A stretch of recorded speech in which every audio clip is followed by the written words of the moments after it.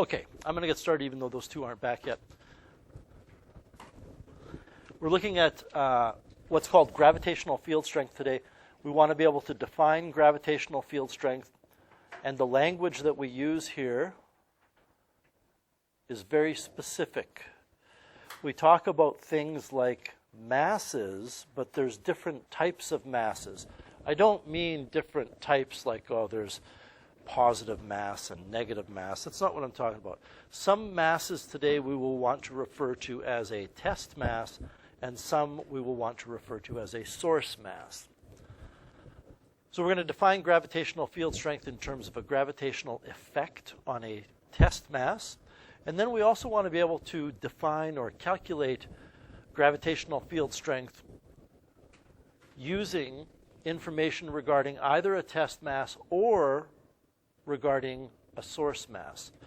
And how we calculate gravitational field strength depends on whether we're talking about a test mass or a source mass. And that's going to all hopefully come together in a second. So first of all, a definition. A general definition of a field, everybody. And this gets very conceptual. This is not something physical that you can hold in your hands. It requires a lot of thought. A field is an idea.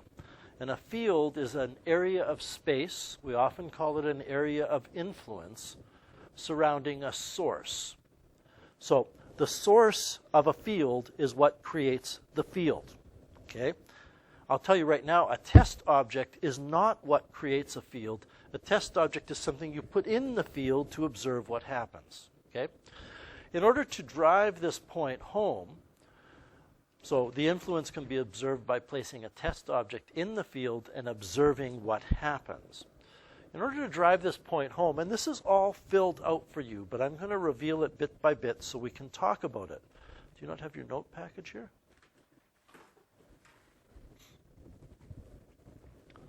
We can talk in physics about something called a heat field. And what is a heat field? It is the region of space surrounding the source of the heat field, and that region of space is a region of influence. The source of that heat field might be a fire. Okay? It might be that I have a Bunsen burner set up in the middle of the classroom.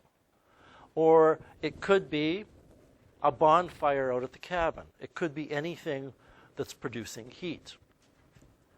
And you need to really do your best here to focus. I know it's difficult sometimes when you have to listen to people talk and not be actively calculating stuff in this class, but this is a time where you need to focus on the words. Okay?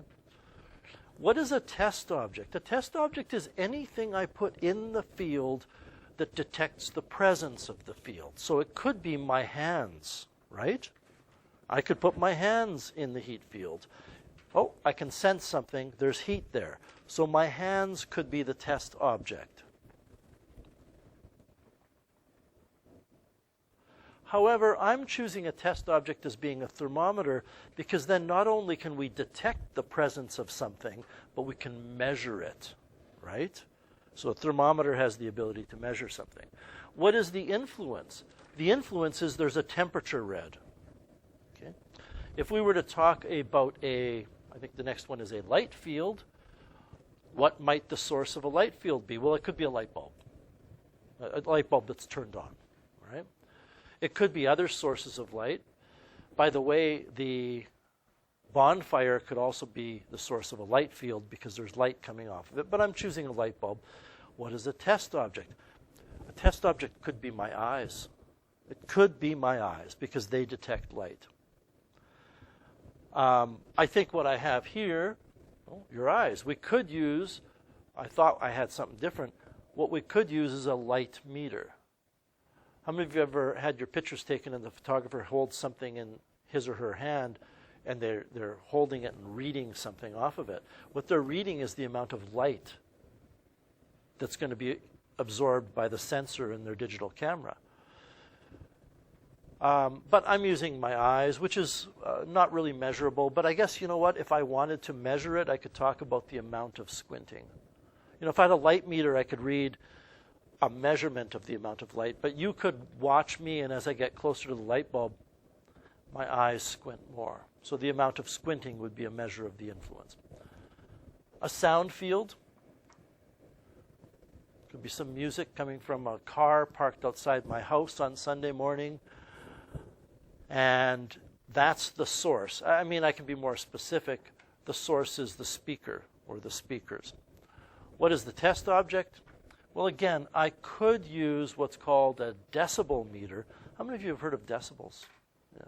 So decibels are a rating of the loudness of sound, but I could just use my ears, and the influence would be maybe the amount of the headache or the amount of bleeding that's induced in my ears.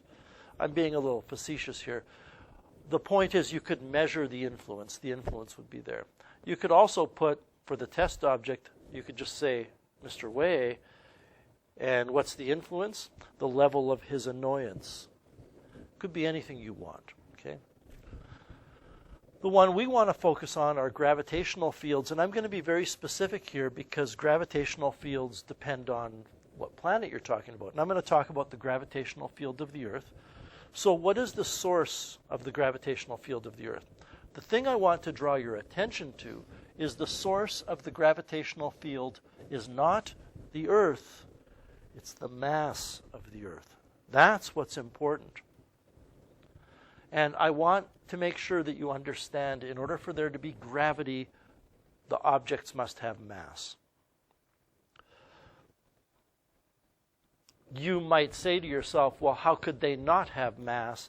Well, in Physics 30, we learn about particles that have no mass. But they are real. They're real particles. They're just massless particles.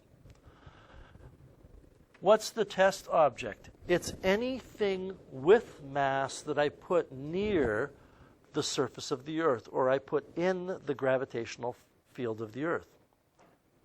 And here's where things are going to get really subtle and confusing. The source of the gravitational field of the Earth is a mass, but the test object must also have a mass. But the test object I put in the Earth's gravitational field is not the source of the Earth's gravitational field. It's just an object that's going to be influenced. How is it influenced? There's a gravitational force acting on that test mass. Most people want to say there's an acceleration. But is this three-hole punch in the Earth's gravitational field? Well, yes. Is it being influenced right now? Yes, I can feel it being pulled towards the floor. And that influence is a gravitational force. In any field, when we start talking about the amount of the influence, another way we could describe that is the strength of the field. Would you agree that, going back to this, if the temperature was greater, it would be reasonable to say the strength of the heat field is bigger? If my squinting was more, would it be reasonable to say that the strength of the light field is more?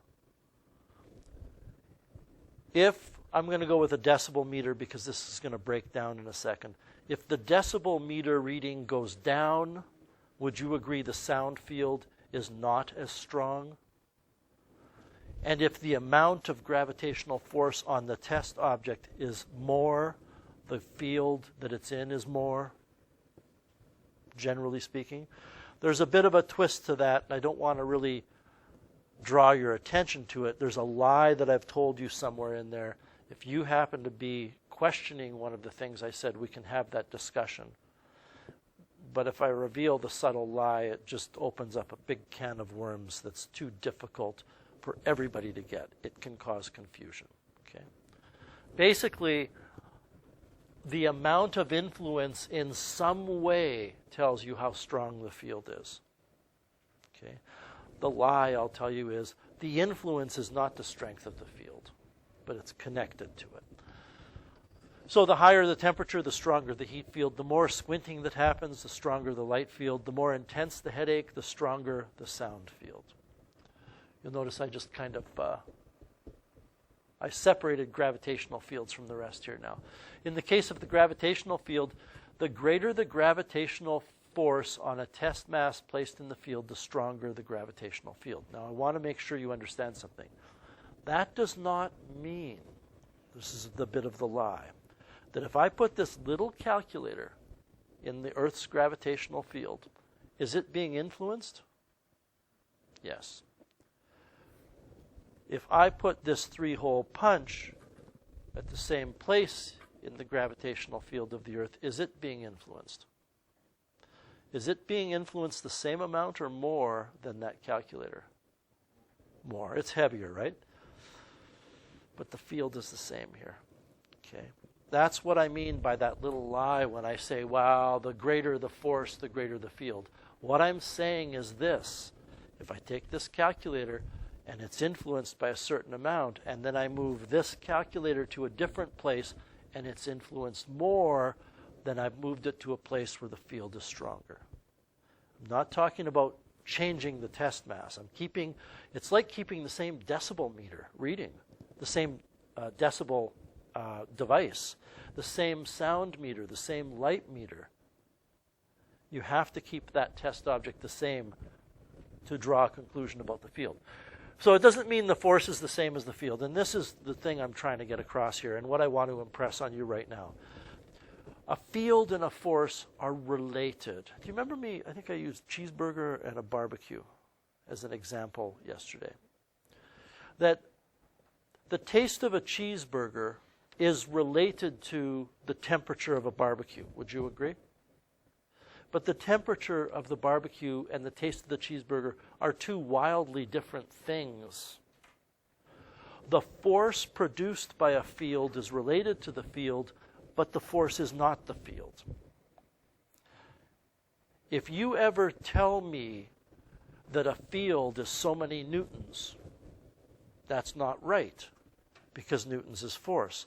If you ever tell me that a field is so many newtons, that's like me asking you, what does that cheeseburger taste like? And you say 450 degrees Fahrenheit. You're giving me temperature when I'm asking for flavor. Force and field are entirely different.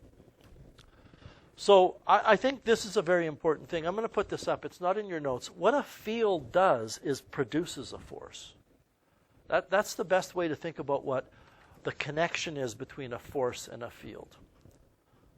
A field produces a force. So a gravitational field will produce a gravitational force. An electric field will produce an electric force. A magnetic field will produce a magnetic force.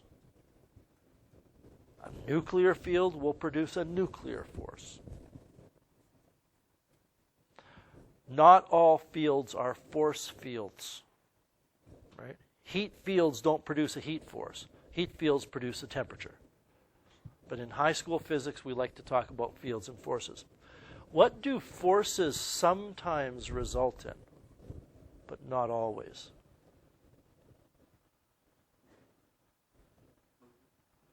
Can you be more specific? Acceleration. So you can add another layer of information to this by saying, you know, a field is what we imagine as being responsible that produces a force. The force may result in an acceleration if the force is not balanced, right?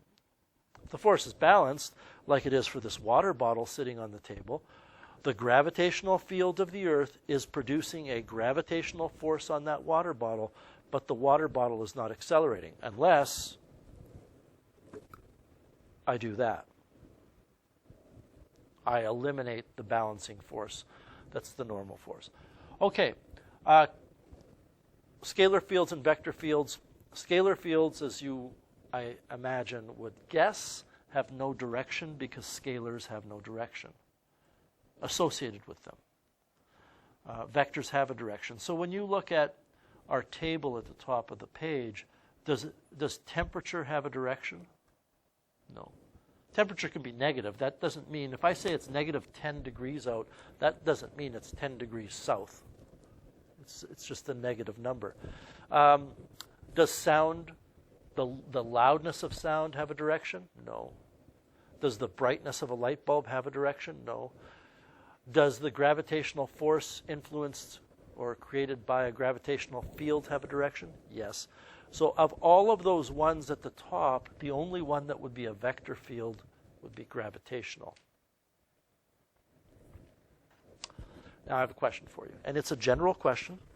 I'm not asking about the heat field. I'm not asking about the light field. I'm not asking about the sound field. I'm not asking about the gravitational field. I'm asking about any field you can imagine, including those four. In every field, there's two things that determine the strength of the field.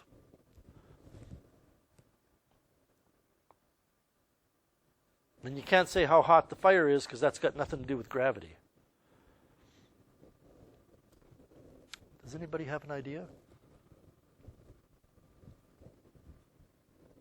Alex? Right. How close you are to the source. I think everybody would agree that the closer you are to the source of the field, the stronger the field would be, right? If I'm not as warm as I want to be, I want a bigger influence, then I'm going to step a few feet closer to the fire. And because I'm warmer there, that means the strength of the field closer to the fire is more than the strength of the field further away. So, the closeness to the source. And I'm not going to write it down, but it should be obvious that the closer you are, the bigger the field. So the smaller the distance, the stronger the field. You could use the word proximity here as well. Go ahead, Alex. Magnitude of the object creating the field. Source. The magnitude of the source. I want to avoid the word magnitude when we talk about source, because it turns out when we talk about gravitational fields, sometimes we talk about the magnitude of the field. So there's a word you're looking for here that describes the source. But it's not the mass, because I can have a massive fire with 25 kilograms of lumber burning, or I can have a laser with a mass of 20 grams that has a lot more strength of light or heat. I can have a cutting laser, right? So it's not mass. There's very few words you can use here to describe what we're all thinking of. Do you know? Not the weight, no. Because the weight of the light bulb does not have anything to do with how bright it is. Okay? Intensity is a good one, but I'm not going to use intensity for the same reason that we won't use magnitude. We like to talk about the field itself as being intense or a greater magnitude. Those are good words, but I don't want to use them for the source. I want to reserve them for the field.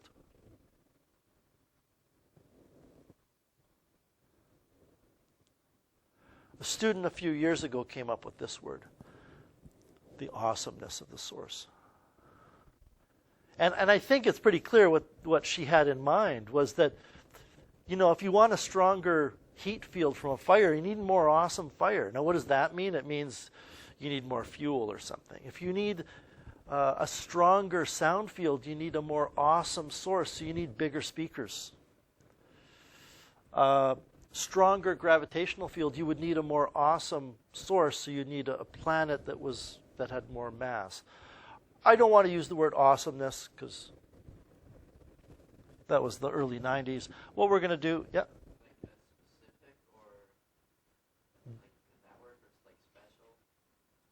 Like if something's more specific or Well, each of these can be more specific. You can certainly say, and let's face it, for the mass of the source, we would just say the greater the mass of the source. The other word we could use instead of awesomeness is greatness. I think that's a good word. And I don't think it's really picky here that I would ever ask you on an exam anyway. But I need you to understand that there are two things that determine the strength of any field. And that's how magnificent the source is and how far you are away from the source. So the strength of the sound field coming from that car depends on the volume they've got their stereo at, that's the greatness of the source, and how close I am to the car. Right? The light bulb, imagine it's connected to a dimmer switch. And if you increase the dimmer switch, you're increasing the voltage, it gets brighter. That changes the brightness, which is the field. Or if I get closer, you understand, if you look right in a light bulb, you're probably going to permanently damage your eyes. So don't do it, but you're going to have spots in your eyes. Question 2. Does a field still exist if there is no test object within the field that can be influenced? This is almost like if a tree falls in the forest, does it still make a sound if there's nobody there to hear it? And the answer to that question, by the way, from a physics standpoint, is yes, it makes a sound. Because the sound is a sound wave that exists in the air. Do you think the Earth's gravitational field exists if there was nothing in the field? Sure.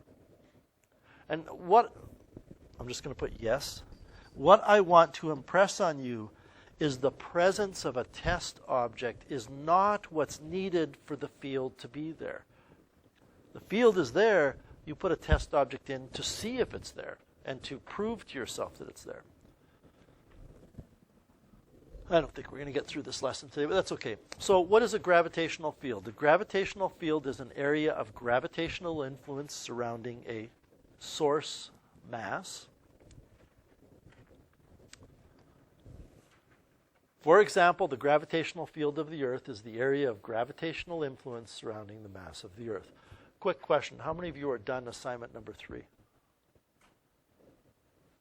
Okay, so I think what I'm going to do is I'm going to cut this lesson off at a certain point, probably with about 10 minutes left, and then say finish that assignment. Did I tell you that assignment is due Tuesday? Okay. You should still be able to get it done. Okay. And in this particular case, it's the mass of the Earth that's the source.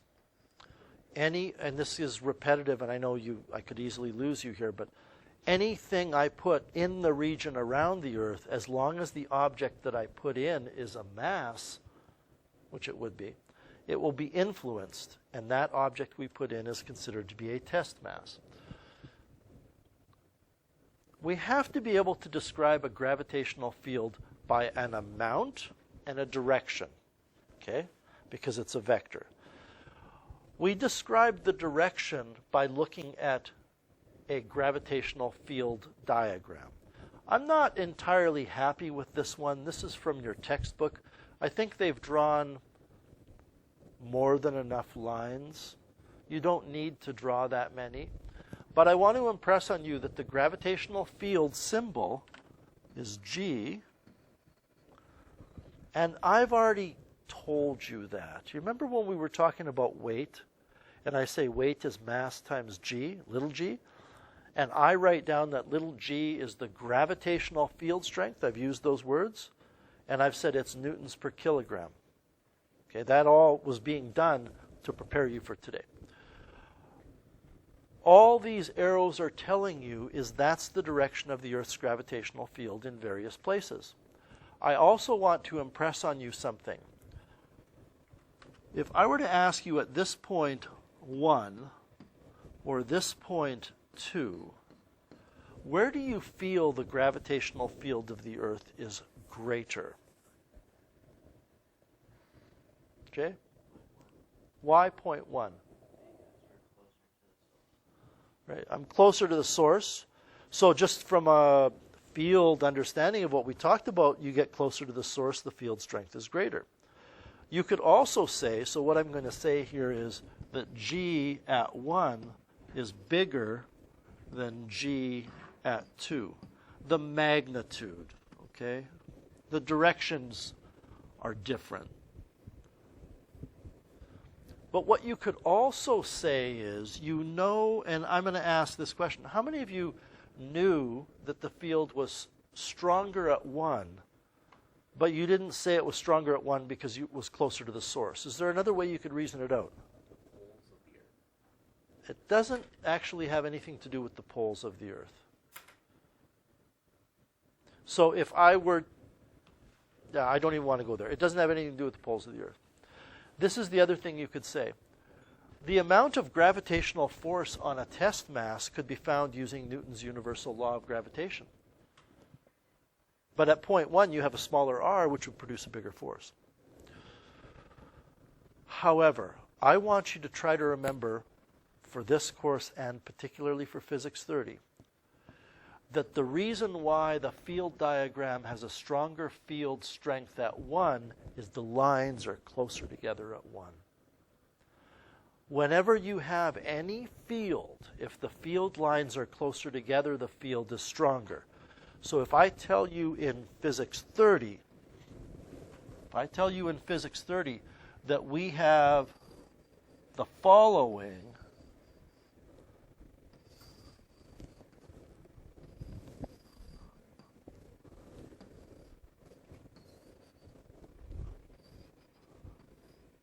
magnetic field, and strangely enough, the symbol we use in physics for magnetic field is B.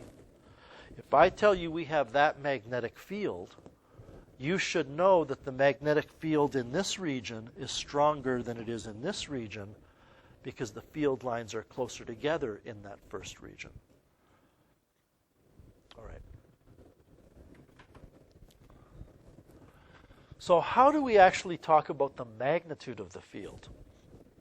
Well, a second way to describe the field rather than looking at a diagram is to come up with a number for it.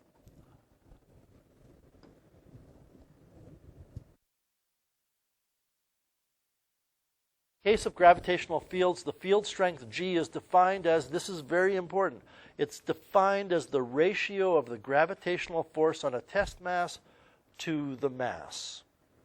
Okay?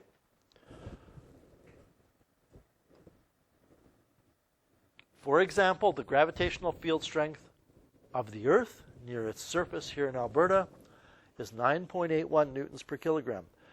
It's 9.81 newtons of force on every 1 kilogram of test mass. It's a ratio.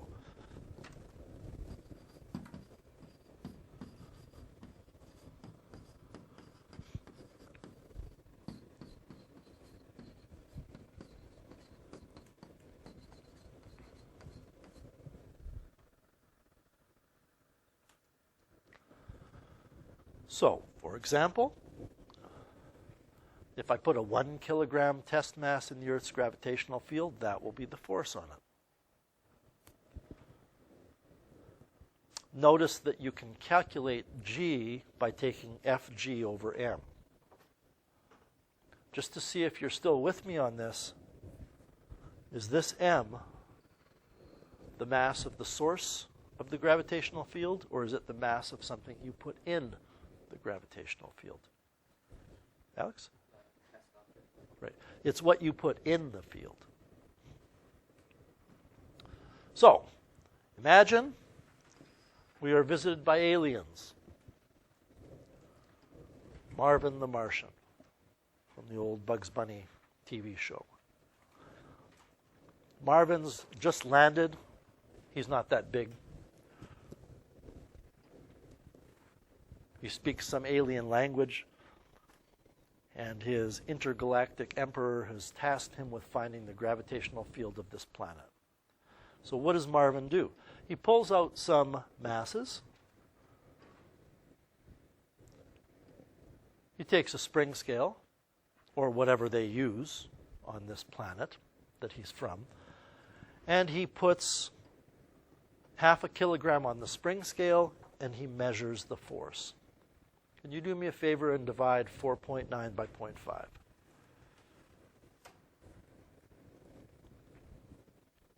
I think you get 9.8, don't you? So Marvin is smart. Marvin's a physicist on his own planet. He knows that he's going to get 9.8 every time, but he's teaching his little offspring how to do this experiment. So he says, let's put 1 kilogram on there. And they measure 9.8 newtons. Do you notice that it's going up by a regular proportion? That's because it's a linear relationship. And that's because the ratio of those two things is always going to give you 9.8. 9.81 specifically.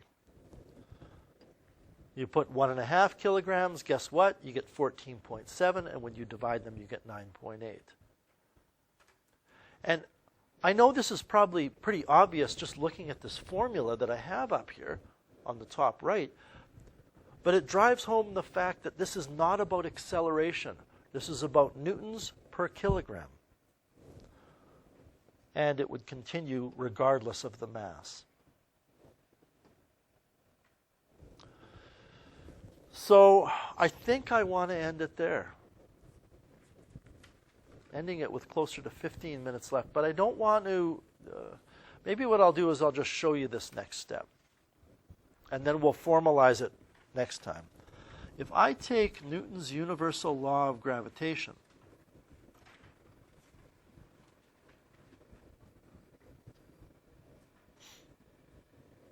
and I tend to write m for the source as a bigger M, and I rearrange this for Fg over the test mass, then I'm going to get this.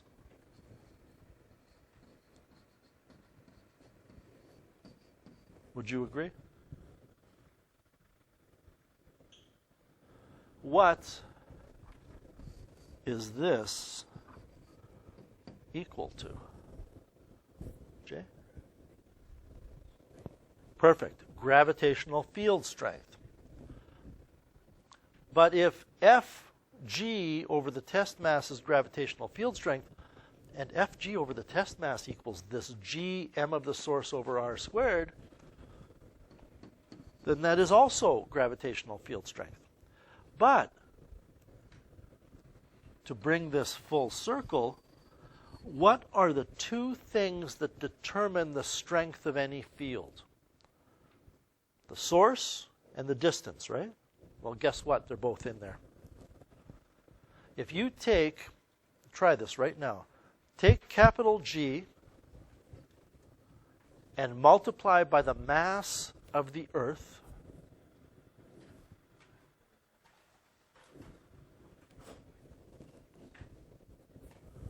and divide by the radius of the Earth squared.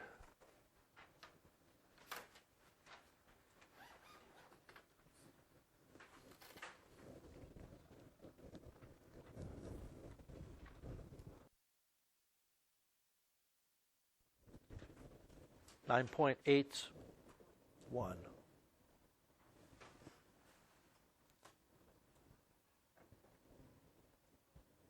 You know, do we get 9.81 everywhere on the Earth? No, because at different altitudes you're at a different distance from the center of the Earth. But that's how we can determine the gravitational field strength of a planet.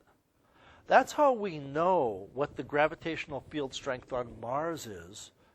Mars is a bad example because we've actually landed there. Well, not us, but robots. That's how we know what the gravitational field strength on Neptune is. Even though we may not have sent probes to Neptune, we determine its mass. There's various ways to do that. We'll talk about that in Unit 3. We determine the mass of the planet. We know what the radius is by observations through telescopes. We use this formula. So I'm going to end it there. Next week, we will finish this lesson and talk about apparent weight. I'm still pushing for Thursday for an exam. Your assignment for the remainder of the class is to finish that written response assignment if you can, but it's not due till Tuesday. Okay? But I do want you working on it in the last 10 minutes.